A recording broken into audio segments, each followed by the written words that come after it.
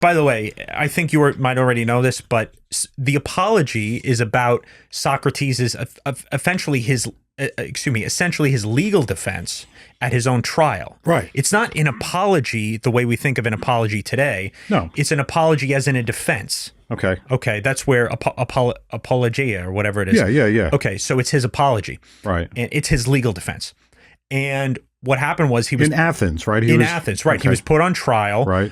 Essentially for disrespecting and defying their religion, their polytheistic.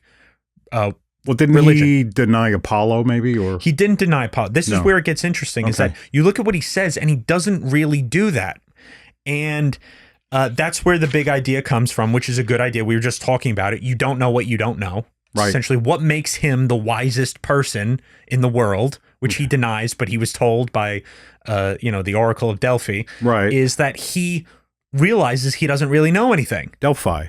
Yeah, I would say Delphi. He realizes he doesn't really know anything. Right. And he goes around asking people, politicians and artists, and he says, he questions them about what they know. Right. And they're so arrogant, they think they know everything. Yeah. And they act like they do. Well, that was the whole point. That's why they killed him, right? Yeah, and he says, no, you don't, and I don't either. Right. And that's what makes him smarter than everybody else. Right. So it's a bit paradoxical. It's like what makes me the smartest person alive is that I know how dumb I am and nobody else seems to. Yeah. Nobody else seems to know how dumb they are. Right. But things get really interesting in that because he's one of the founders of philosophy, right? I mean, probably one of, if not the most famous philosopher of all time.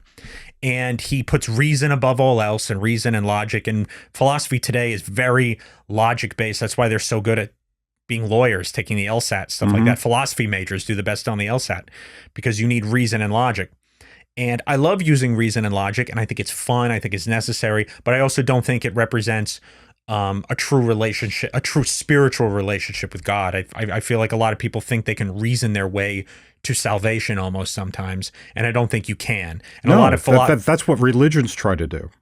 A lot of very formal religions do that, and philosophers do that too. In some ways, they think like we're going to reason our way toward the meaning of life, basically. And I don't think you can do that. I think you can do it and get hints toward what isn't right, and be like, that doesn't make sense. And that's what Socrates did a lot when he would question people, came up with the Socratic method, which is basically we discover things by asking questions. Okay, so and contradictions become evident when we simply ask questions more and more and more. So we've all heard of the Socratic method, right? Okay. So we have that. But the funny thing is, like, this is all hearsay. This is all stuff that was, I mean, right. He didn't write anything down. He didn't write any books? No, he didn't write anything down. Plato wrote everything down about him and wrote using his voice. Right. And we can only assume, we can hope that Plato was accurate. That's what it is. And there was also a play, somebody made a play about it. He must have been like a superstar at the time. I mean, somebody wrote a play about it. He wasn't rich, but he was well known. And the other thing, here's the thing that to me for this regarding this idea of reason and logic being the end all be all of human existence, basically, which a lot of philosophers kind of act like that. The monkey wrench from Socrates is all of a sudden in the middle of the trial, and people already knew this about him. It's written in other books about him too. He references his daimonion.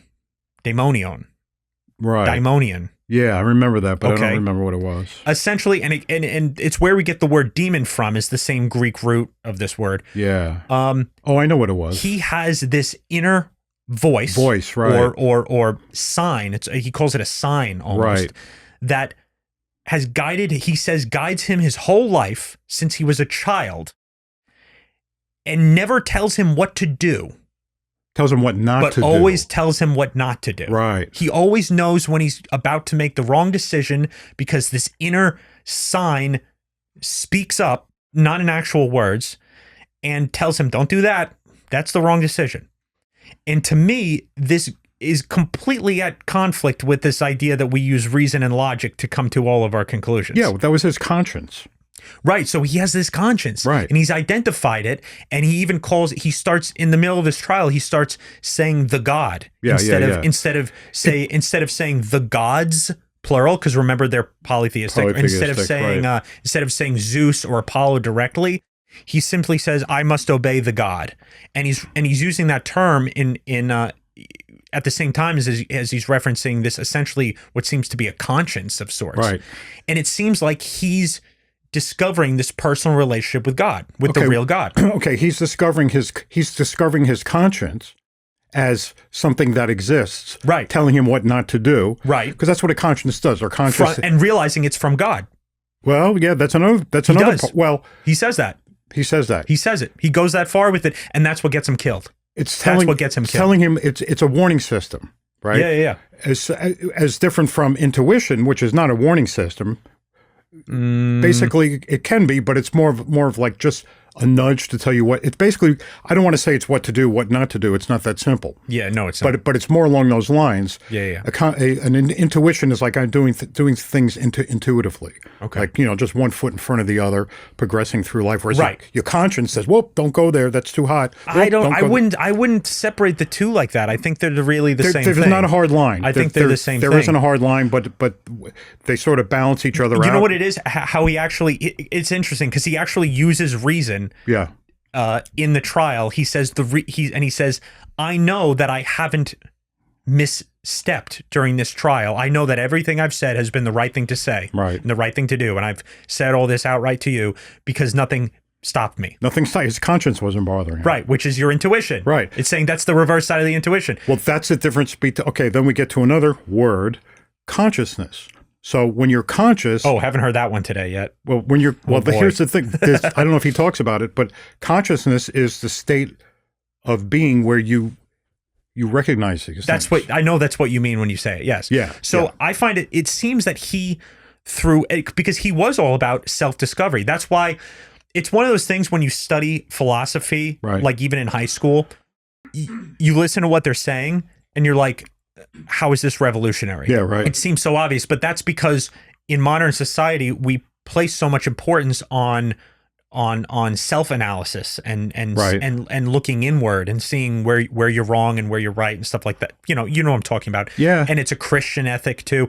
So we have so much of that in our modern society. They also do it from an atheist perspective too, which you could call therapy, and that's no good. But anyway, that didn't exist back then. These guys came up with that idea. Yeah. And that's why it was like, whoa, like, wait, we're looking at morality now and our own morality. And that's why it was so revolutionary. And so then he takes it a step further and is like, yeah, I got this thing that tells me right from wrong, basically. Yeah. And they were like, all right, well, we're killing you for that because that is not part of our religion at all. Because it's the same, it's the same argument I was making before about intellect and intuition. Intellect and consciousness. Okay. These are people who are connected to intellect, and when they run into someone who's not connected to intellect, who's getting guidance by another means, this confuses them. Yeah. And it's a threat. It's a threat to their intellect. Intellectuals would say you're wrong though, because what they're doing seems so unreasonable in the first place. I mean, they're sacrificing things, they're holding ceremonies to gods that don't exist, things like that. So you have intellectuals who would say they were the ones being unreasonable. Right. But yeah, Socrates all of a sudden comes out and says he's got this thing. So he couldn't have been the first one. He didn't invent consciousness, obviously. Yeah. But he's noticing it. He's noticing. Right. Now, he's not the first one on Earth to do that. Yeah. But it is interesting that they killed him for it. And the other thing, because he was a threat to them, he was a threat to their intellects, a threat to their ability to use intellect to win arguments, right? Because that's what they used to do. They would debate. Well, the thing is, he did too. But he did it through a means that was quite. Sorry. That's okay. He did it through a means that was quite humble. Yeah. Because he wouldn't do it by presenting a whole bunch of facts and saying, this is where you're wrong, this is where you're wrong in that. He thought that knowledge, this virtue, this wisdom came from knowing that you don't know a lot to begin with. Right. And he would question these people, these haughty people who with these big egos, and he would just ask them question after question. And he would use his reasoning, knowing that we really don't know much about ourselves, to totally dismantle them. Yeah. Like you said this, but then if you're saying this, how could that be true? Right. And then if you said that, then what could this really mean? And they hated him for it, and that's why he was on trial in the first place, because they actually, these politicians and artists and whoever I studied this in high school, but one thing I do remember, I don't know if it was one of the official charges against him, but one of the things that they didn't like anyway was how he would take weak arguments and turn them into and win at debating. Yeah, he would take weak evidence and because he was so good at he was such a master at debate that he would win arguments based on weak evidences, and they didn't like that. Right. Which means that he was superior to them. He was actually smarter than they were. Right. So it seems like he discovered that, and that was before Jesus too, by the way. Right. And he was killed for it. Not that long before, like just a few hundred years, right? Yeah, which is, it depends. The time frame you're thinking is quite a long time. Our country isn't even that old. No, that's true. So I think, around 400 BC or something like that.